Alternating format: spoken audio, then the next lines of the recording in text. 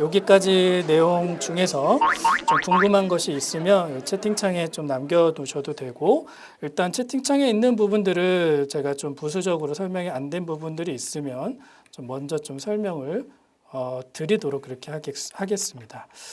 쭉 어떤 질문이 있었을까요?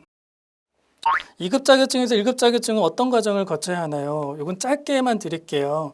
일단 1급을 시험 보려면 그 4년제 학위가 있어야 돼요. 여기서 4년제 학위는 꼭 사회복지사 전공이 아니어도 돼요. 내가 경영학을 전공했든 회계학을 했든 학사학위가 있으면서 2급 자격증이 있으면 1급 시험을 볼 수 있어요.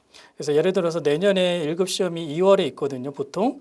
그럼 여러분들이 내년 1월, 그러니까 2월 안에 자격증이 다 나온다면, 자격증이 나오고 학사학위가 있으면 1급 시험을 볼 수 있습니다. 연 1회고 8과목 시험을 봐야 됩니다. 아셨죠? 1급은 또 추가적으로 개별적으로 상담해 주면 제가 공부하는 방법이라든가 이런 것들 설명을 드릴게요. 재가복지센터를 개업하려면 어떤 조건을 갖춰야 되는지, 오늘은 좀 취업에 초점을 뒀어요. 사실은 창업에 대한 부분도 한번 좀 다뤄보고 싶은데, 창업은 좀 더 좀 디테일한 부분이 있어서 그래서 좀 다음에 좀 할 텐데, 그래도 간단하게 설명을 드리면, 재가센터나 주야간보호센터를 하려면 일단은 개인이 할 수는 있어요. 개인이 할 수 있는데, 요즘은 이제 지자체마다 너무 많은 시설들 때문에 약간 좀 이제 그 커터를 두기도 해요. 그러나 거의 이제 기본적인 그 시설을 재가센터 같은 경우는 16.5제곱미터 이렇게 사무실과 직원 조건들이 있어요. 그 직원 조건들만 갖춰가지고 신고를 하면은 할 수 있는데, 단 그냥 그 장기 요양 기간이라고 해서 이렇게 장기 요양 기간으로가 될 수도 있고, 노인복지 시설로 할 수도 있어요. 그 기왕이면 노인복지 시설로 해야 여러분들이 경력이라든가 이런 부분들을 다 인정을 받을 수 있어요. 일할 때. 그래서 가급적 노인복지 시설로 등록을 하세요. 그냥 장기 요양 기간으로 등록을 하지 말고, 네, 그런 부분들. 재가센터는 아무래도 이제 방문 요양이라든가 방문 목욕 이런 서비스를 하기 때문에 아무래도 이제 초기에 대상자들 모으는데 조금 어려움이 있고요. 그렇게 아무래도 좀 자리 잡은 데는 시간이 조금 필요할 것 같아요. 그런 부분들만 참고해 보시면 좋겠습니다. 혹시 사회복지사로 도서관 운영은 할 수 있나요? 도서관은 이제 공공도서관은 안 되고요. 여러분들 아시다시피 공공도서관은 뭐 그 규제나 뭐 이런 제한이 있잖아요. 그렇죠? 근데 이제 공부방 같은 개념, 네, 이런 식으로 이제 내가 개인이 운영하는 작은 도서관 이런 것들은 굳이 그런 자격이 없으니까 이제 그렇게 하는 방법을 좀 권고를 좀 드리도록 하겠습니다. 1급 딸 때 경력은 무관하냐고 그렇게 물어보셨는데요. 그 4년제 학위면은 경력 없이 볼 수 있는데, 여러분이 학위가 전문대면 1년 경력이 있어야 돼요. 그 차이예요. 그러니까 전문대 내가 학력이 전문학사야 그러면 1년의 경력이 있어야 시험을 볼 수 있고, 4년제 학위가 가지고 있어 그러면 바로 시험을 볼 수 있습니다. 그것이 좀 차이고요. 교육원에서 1급 과정을 저희가 열었는데 지금은 좀 안 열고 있어요. 그래서 1급 과정은 저한테 개인적으로 문의를 해주세요. 그러면 제가 공부하는 방법 좀 설명을 드리고 기회가 되면 쪽집게도 해드리도록 하겠습니다. 학교 사회복지사 자격 요건 어떻게 되나요? 네. 1급을 따야 하는 걸로 알고 있습니다. 맞아요. 네. 학교사회복지사라든가 의료사회복지사 이쪽은 이제 2020년부터 국가자격증으로 바뀌었어요. 그러면서 제도가 강화됐어요. 물론 그 이전에도 민간일 때도 1급이 있어야지만 어플라이 할 수 있어요. 1급이 있으면서 별도의 학교사회복지 실습을 해야 돼요. 이 실습 시간이 거의 한 6개월 정도, 사회복지보다 훨씬 더 많은 시간을 해야 돼요. 네. 그리고 다만 좋은 거는 뭐냐면, 지금 아직 법이 아직 확정은 안 됐는데 지금 추진하고 있는 것 중에, 지금 학교 사회복지사의 인력이 학교 내외 교직원으로 좀 들어가는 부분들을 학교 사회복지사협회나 이런 데서 노력하고 있어요. 만약 그렇게 된다고 하면 학교 사회복지사는 교직원 신분이 돼서 아주 안정적인 직장이 될 수 있겠죠. 그렇죠? 그래서 되게 전망 높은 분야 중에 하나가 학교 사회복지사라고 볼 수 있겠습니다. 저희 교육원에 학교 사회복지론 과목이 있어요. 네, 필수로 들어야 돼요. 학교사회복지사 하려면 그 과목은 무조건 들으셔야 되고요.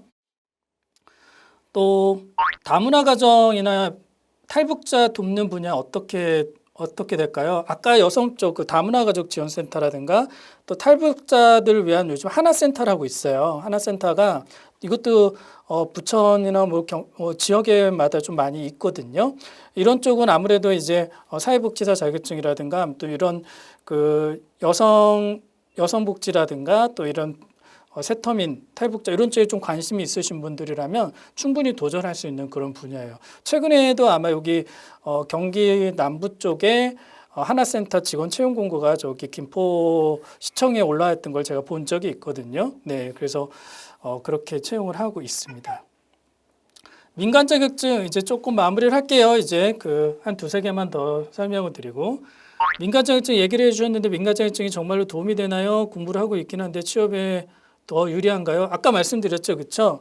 뭐 완전히 뭐 민간 자격증이 뭐 그런 뭐 정말 이렇게 획기적이다는 아니지라도 보완적인 역할을 할 수 있다. 특히 내가 지원 분야와 관련된 거면 노인이라고 하면 노인 쪽 관련된 민간 자격증. 대신에 그 말씀을 드릴게요. 여러분들이 그냥 자격증만 받으려고 하지 말고 자격증 공부하는 과정에서 조금 더 관심 있게 배우세요. 만약에 그럴 수 있죠. 면접 보는데 선생님 노인 심리 상담사 과정 이게 자격증을 민간으로 취득했는데 여기서 어떤 내용을 공부했을까요? 무엇을 배웠을까요? 이렇게 물어봤는데 아무것도 나 대답 못해. 그러면 안 되겠죠. 그렇죠?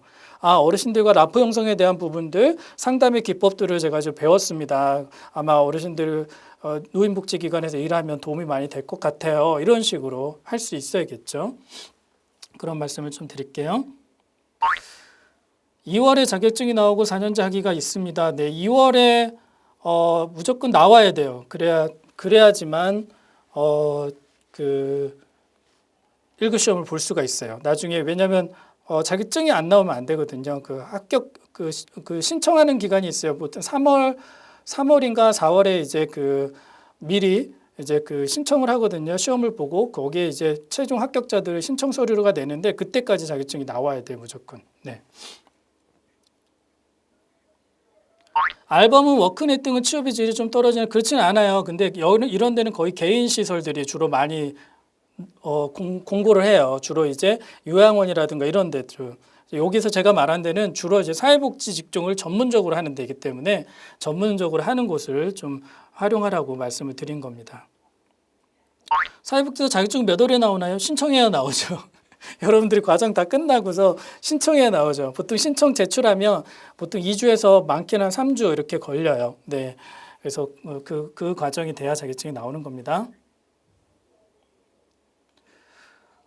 네, 질문이 되게 많네요. 요양보호사 자격증만 있으면 노인 분야에 취업할 수 있나요? 사회복지사가 있으면서 요양보호사가 있으면 기왕이면 요양원이나 이런 데서 우대하겠죠. 왜냐하면 이분은 사회복지사를 있으면서 요양보호사 어르신들에 대한 이해도 되는 거니까, 그렇죠? 이런 것이 이렇게 자격증들이 겹쳐지면 시너지 효과를 발휘할 수 있는 거예요. 네. 50세 학교 사회복지사 준비는 늦은 걸까요? 네. 저는 늦었다고 그냥 하는 말이 아니라 늦었다 생각하지는 않아요. 예, 충분히 여러분들이 상담할 수 있는 오히려 자녀 키웠던 경험 이런 것들이 분명히 도움이 될 수 있을 것 같아요. 대신에 정말 열심히 지금부터 준비를 하면 좋을 것 같아요. 네. 케이스 원격 평생교사 자격증을 따면 민간 2급 자격, 민간은요 2급도 있고 1급도 있어요. 민간은 뭐 자격증에 따라서 유형별로 다 다른 거니까요. 네.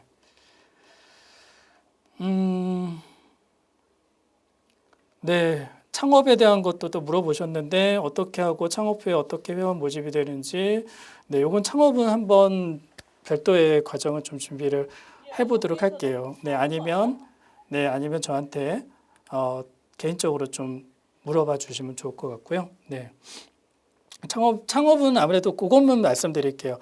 이제 아까 노인복지센터라든가 주간보호센터라든가 이런 부분들은 요양원이나 이런 데는 아무래도 좀 비용적인 부담이 될 수 있잖아요. 그렇죠? 그렇기 때문에 좀 쉽게 할 수 있는 거는 좀 창업을 할 수 있잖아요. 그렇죠?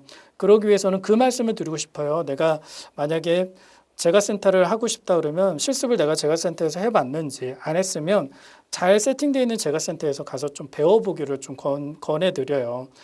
그래서 충분히 내가 할 수 있는 일인지 이런 것들을 좀 경험적으로 해보고 나서 준비를 하고 그 기관에 가서 좀 봉사하면서 이 창업에 대한 좀 창업 교육이라고 할까? 네, 좀 배워가면서 준비를 할 것을 부탁을 드리겠습니다. 이제 마무리할게요. 한 분 마지막. 네, 나머지 분들은 질문 여기 남겨놓은 거 제가 못다 해드리는 거는 개별적으로라도 꼭 해드릴게요. 이건 좀 막연한데요. 아동, 노인, 장애인, 한부모, 다문화 어떤 분야로 선택해야 할까요? 본인이 어떻게 선택해야 될까요? 네. 네, 이거 어떻게 말씀드려요? 선생님이 그래도 내가 좀 잘 맞고 관심 있고 어떻게 나하고 잘 맞는지 그런 것들을 고려해서 하면 좋겠다라고 말씀을 드릴게요. 사회복지사 자격증이 민간이나 국가로 나눠지는 아니요. 사회복지사 자격증은 그냥 공인 국가 자격증이고요. 아까 말씀드렸던 그런 자격증들은 민간, 네, 민간 자격증. 사회복지사는 당연히 국가고요. 제가 말씀드린 사회복지사 1급, 2급은 다 국가 자격증이고요. 의료사회복지사, 학교사회복지사 다 국가 자격증입니다. 네, 그다음에 건강가정사 이것도 국가 자격으로 인정해 주는 거고요. 아까 말씀드렸던 뭐 노인심리상담사 이렇게 국가 자격증이 없는 자격증들이 민간 자격증이라고 생각하시면 되겠습니다. 네. 자, 이렇게 좀 질의한 것도 좀 답변은 좀 드렸어요. 여러분들 어떻게 좀 도움이 되셨나요? 되셨어요? 네. 어떻게 이 한 시간을 가지고 여러분들에게 이렇게 취업에 성공으로 갈 수 있는 모든 문을 여는 거는 분명히 어려울 거예요. 쉽지 않을 거예요. 그렇지만 모든 것들은 이제 시작이 반인 거고, 그렇죠? 아마 오늘 이렇게 실시간으로 이렇게 들으신 분들은 아마 더 큰 도전이 되지 않을까라는 그런 생각이 되어져요. 그리고 꼭 도전했으면 좋겠어요. 도전해서 꼭 성공했으면 좋겠어요. 그래서 취업되시면 꼭 좀 연락해 주세요. 그리고 어떤 곳에서 어떻게 일하게 됐다. 그게 그래서 좀 그런 의견, 소감들도 좀 나눠주고 기회가 되면 그런 취업 소감도 얘기해 주시고 그래서 다음번에 특강할 때는 성공하신 분이 옆에 저 옆에 좀 앉혀놓고 어떻게 준비했냐 이렇게 좀 나눌 수도 있으면 좋을 것 같아요. 네. 그렇게 꼭 되었으면 좋겠고 우리 교육원 학생들이니까 제가 또 사회복지 교수고 원장이고 그러니까 정말 여러분들 응원하는 마음으로 특강을 준비했고요. 그리고 정말 아까 말씀드린 것처럼 꼭 여러분들 사회복지 현장에 이 자격증이 꼭 잘 활용될 수 있었으면 좋겠어요. 그리고 힘들더라도 꼭 잘 참고 그리고 아까 말했던 사회복지의 가치, 보람 그걸 느끼면서 일할 수 있었으면 좋겠어요. 그것이 없으면 사회복지는 정말 의미가 없거든요. 직업으로서 의미가 없어요. 그러니까 그 부분을 꼭 강조 드리도록 하겠습니다. 자, 이제 마무리할게요. 여러분들 토요일 주말 오전에 이렇게 열심히 참여해 주신 여러분 감사하고요. 여러분들의 꿈과 도전을 최선을 다해서 응원하겠습니다. 오늘 특강 여기서 마치도록 하겠습니다. 우리 서로 인사하면서 마칠까요? 수고하셨습니다. 고맙습니다. 감사합니다. 네.